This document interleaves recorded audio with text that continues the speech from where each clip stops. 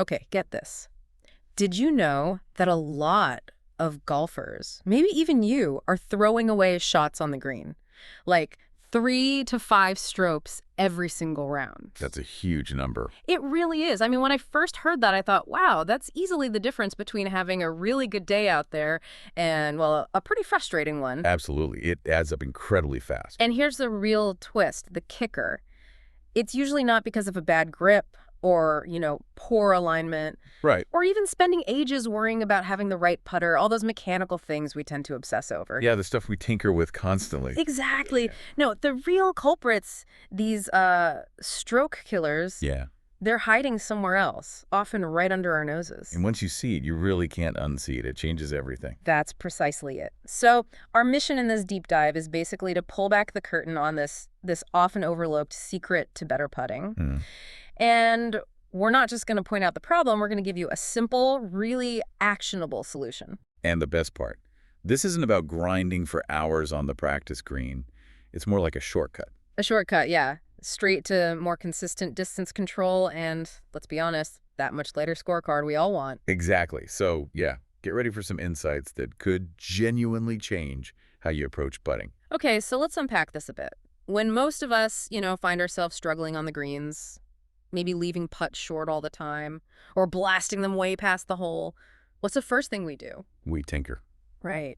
I know for me, it's straight to fiddling with my grip or checking my eye line over the ball again and again. Or convincing yourself that this new putter is the answer, the magic bullet. Totally. We're always looking for that fix in the mechanics, aren't we? Focusing on almost everything but the real issue sometimes. You've really hit on something important there. Look, those things, grip, alignment, even the putter itself, they're important. They're foundational. Yeah. You need a decent setup. But based on, well, countless observations, tons of research, they are rarely the primary reason for those specific lost strokes we mentioned, those 3 to 5 shots. So where are they coming from? What's really bleeding golfers of those valuable shots round after round, it actually lies in the very essence of the putting motion. Yes. Yeah, the rhythm and the tempo of the stroke itself, that's the hidden killer. That's where those awful 3-putts, those putts where you feel like you're steering it, those misses that make you groan, that's where they start. Okay, let's break that down. Rhythm and tempo. So if you don't have a smooth, kind of repeatable rhythm, what actually happens in this stroke? Well, things get rushed. Or sometimes maybe you decelerate into the ball, which is just as bad, and you start trying to force the ball towards the hole, using your hands and wrists actively, instead of letting the bigger muscles control it with a smooth flow. Right, like a jerky motion instead of a pendulum. Precisely. And this almost always leads to inconsistent strikes on the putter face. You're hitting it off the toe, then the heel. Okay, and why is that so bad? Missing the sweet spot. Because when you don't hit the sweet spot, that pure transfer of energy just disappears. That delicate feel for distance, for judging how hard to hit it, that connection between your body's intent and how the ball actually rolls. Gone. It just vanishes. Yeah. The ball might skid off the face, maybe hop a little at the start. It just won't roll true. Oh. And that disconnection, that lack of pure roll and consistent speed that directly costs you strokes. Wow. It's like a silent assassin for your score. You don't even realize it's happening sometimes. Exactly. And here's where it gets really compelling. This isn't just, casual observation from watching weekend golfers. No. No. Studies done with tour players. I mean, the best putters on the planet, guys whose mechanics are already world class. These studies consistently show that a smooth, repeatable rhythm is the absolute bedrock, the fundamental key to their consistent distance control. Even for them, with the refined techniques. Even for them. Yeah. These are pros using high-speed cameras, biomechanical sensors, analyzing every tiny detail. Right. And yet, what they find over and over is that even a tiny slip in their rhythm immediately impacts their distance control. That really speaks volumes, doesn't it? Yeah. It suggests that, technique is important, but maybe being rhythmically sound is even more critical for touch and feel. It's fascinating, isn't it? Because for most everyday golfers, rhythm feels, less concrete than changing your grip. Yeah, you can see your alignment is off. You can feel if your grip is too tight. But rhythm, it's internal. It's a feeling, a timing thing. It's harder to pin down, which is probably why so many people spend their time fixing the wrong things. Okay, so that sounds like the problem. But you mentioned good news. Ah, yes, the really good news. This absolutely critical skill building and keeping a consistent rhythm, you can actually train it. and improving significantly. Okay. And in a surprisingly short amount of time. We're not talking about needing to spend hours and hours grinding away on the practice screen, analyzing video. Phew, okay. That's a relief. This is something you can integrate really quickly, really easily into your routine. Right. So we're talking about a simple, powerful technique. We call it the 30-second drill for more feel. 30 seconds. Yeah. Seriously. Yep. And the beauty of it is just how accessible it is. You don't need a fancy putting studio or even a golf course, really. You can do this on the practice green, obviously, but also in your living room. Your hallway carpet works fine. Okay, I'm intrigued. Let's walk through it. Step 1. Step 1 is establishing your rhythm. You need a beat. So create a consistent metronome count in your head, or use a simple rhythm word. Like what? Common ones are just 1, 2, or maybe ding-dong, something simple with 2 distinct beats. Okay, 1, 2. Got it. Now, the first beat, 1 or ding, needs to correspond exactly to the start and duration of your backswing. Backswing is 1. And the second beat, 2 or dong, marks the completion of your follow-through. Follow-through is 2. Yes. And here is the absolutely crucial part. Uh-huh. Both beats, the backswing and the follow-through, must be equal in length. Perfectly equal. Equal length. So not a quick backswing and then a sort of jab at the ball. Definitely not. Avoid that 1-2-2-0 impulse. It needs to be symmetrical. Unhurried, like 1, 2. A smooth, even cadence. Okay, that makes sense. That symmetrical timing feels important. It's key because it helps ensure the energy you put into the stroke is consistent on both sides back and through. So many golfers mess up by rushing one part or the other. Yeah, I can feel myself doing that sometimes, rushing the transition. Right. And that immediately throws off your feel for distance. Okay, so that's step 1, establishing the rhythm. Step 2 is the setup. Okay. Just grab 3 golf balls, place them in a row on the green or your carpet. 3 balls. Any specific distance from a hole or target? Here's the important thing. For this drill, the distance doesn't matter at all. Really? No. Whether you're putting from 1 foot or 10 feet, your absolute focus needs to be only on maintaining that 1-2 rhythm you just set up. So ignore where the ball goes. For now, yes, we're isolating and training rhythm here, not accuracy, not line, just the tempo and the feel of the stroke itself. That isolation actually sounds quite powerful. It takes the pressure off making the putt. Exactly. Your brain can then just focus entirely on embedding that tempo without worrying about the result. Okay, rhythm set, balls down. Step 3. Step 3, the stroke.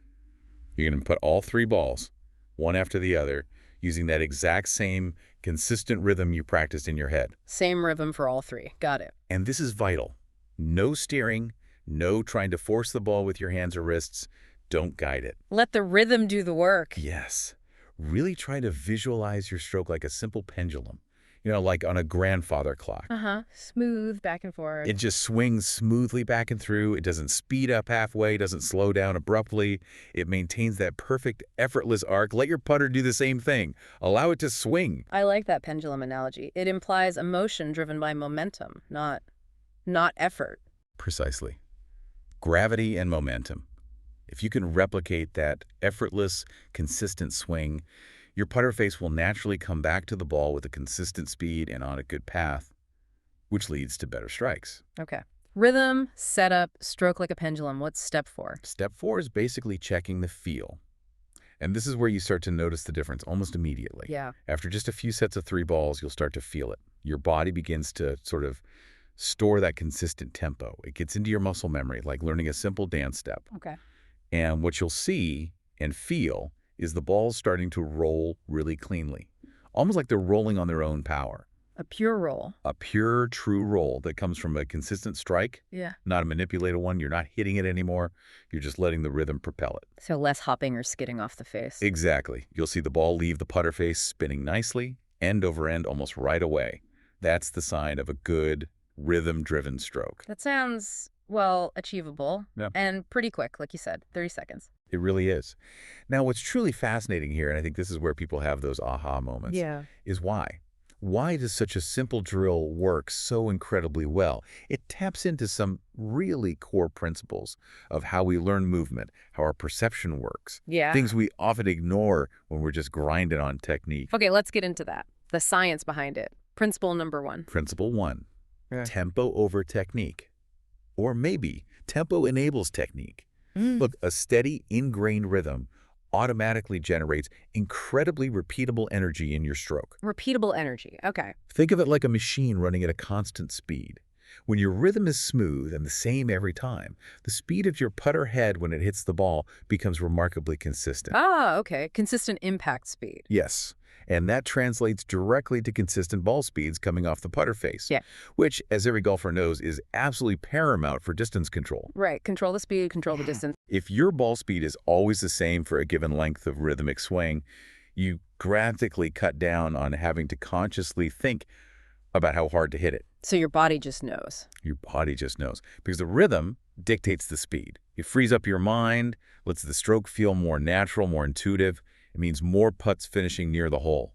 And I guess that consistent tempo also helps with hitting the sweet spot more often. Absolutely connects to that. Consistent rhythm makes it far easier to deliver the putter face squarely to the ball, time after time. Better impact. Which means maximum energy transfer, minimal twisting. A pure strike, helped by that consistent rhythm, gets the ball rolling truly end over end right away. Yeah. That's vital for holding its line and speed. Okay, tempo leads to consistent speed and better strikes. What's the next principle? Principle 2, instinct overthinking. Our brains, yours and mine, have this incredible natural ability to link distance perception with rhythm. It's kind of hardwired. Well, think about how you judge how fast someone is walking towards you. You don't calculate their speed. You sense their rhythm, their stride cadence. Ah, yeah, I see that. It's similar in putting.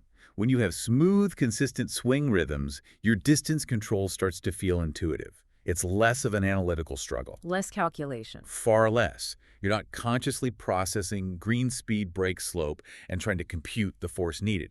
Instead, you're feeling the putt, looking at the target, and your internal rhythm provides the right level of energy. So the rhythm helps translate the visual distance into the right stroke size. Exactly. It allows your brain to connect what it sees with the appropriate motion without you having to overthink every little movement. Yeah. It turns putting from this complex, sometimes paralyzing task. Oh, I know that feeling. Paralysis by analysis. Right. It turns it into a more natural, almost instinctive action. It bypasses all that mental clutter. It linkages your proprioception, your body's own sense of its movement. That's fascinating. So rhythm helps you get out of your own head, basically. It lets your body do its thing. Precisely. It's about building a reliable motor program in your cerebellum, the part of your brain that handles movement, coordination, and learning. Consistent rhythm makes that program efficient, automatic, and much less likely to break down under pressure. And if we need more proof, you mentioned the tour pros. Right, the tour secret. If you need any more convincing about how critical this is, look at the best players in the world. We're talking legends, Tiger Woods, for example. Yeah, okay. They consistently prioritize and practice their putting rhythm almost daily. It's not optional for them. It's fundamental, a non-negotiable part of their pre-round routine. So it's not just about checking their alignment and stroke path. No, they know that even with technically perfect mechanics, if their rhythm is just slightly off, it can completely derail their putting. It costs them shots, costs them tournaments. Wow. So how do they practice it? It varies. Some might hum a tune. Some use a metronome app on their phone. Others just hit putts focusing entirely on an internal count or feel during warm-ups. Establishing that cadence before they play. Yes. It's as crucial for them as stretching or hitting balls on the range.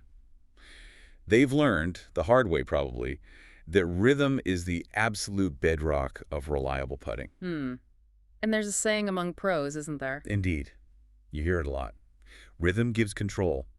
Technique alone doesn't. Rhythm gives control. It powerfully highlights the difference. Yes, technique is foundational. You need the basics. Grip, setup, a decent stroke path. Sure. But rhythm, that's the element that unlocks real mastery. Real consistency, especially when the pressure's on. So you can have a beautiful stroke, technically sound. But if your rhythm varies putt to putt, your distance control will be all over the map. Rhythm is like the invisible glue, holding that technique together, making it work when it counts. It's the difference between looking good and scoring well. Okay, this is making so much sense. So let's connect this back directly to the listener, to you. What's the bottom line takeaway here? The bottom line, and it's powerfully simple, is this. Just 30 seconds. Spending just 30 seconds on this more feel drill we described, it can genuinely improve your distance feel on your putts. Almost instantly. You'll feel it right away. You really will. That connection, that pure roll, it's not just theory.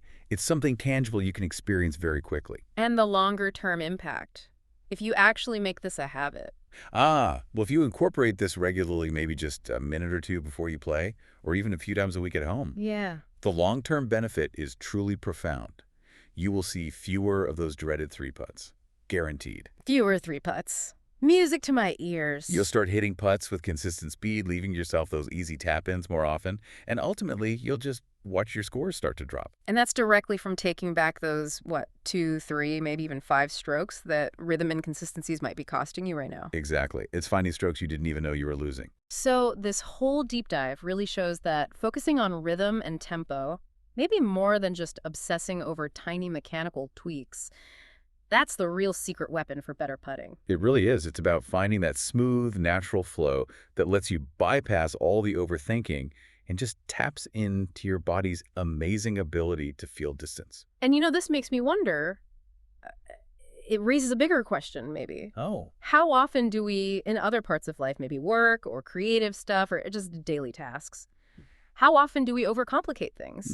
Good point. When maybe a simpler, more rhythmic, more intuitive approach is actually the better way, the more elegant solution. That's a really interesting thought, applying that pendulum mindset, that smooth, consistent cadence beyond golf. Yeah, maybe to anything that needs precision or consistency, it's something to think about. Definitely something to mull over. Mm-hmm. But for now, the challenge is simple. Take those 30 seconds. Go try the putting drill. On the carpet, on the practice screen, wherever. And just feel the difference. Feel that immediate, maybe surprising improvement in your rhythm and your feel. See for yourself.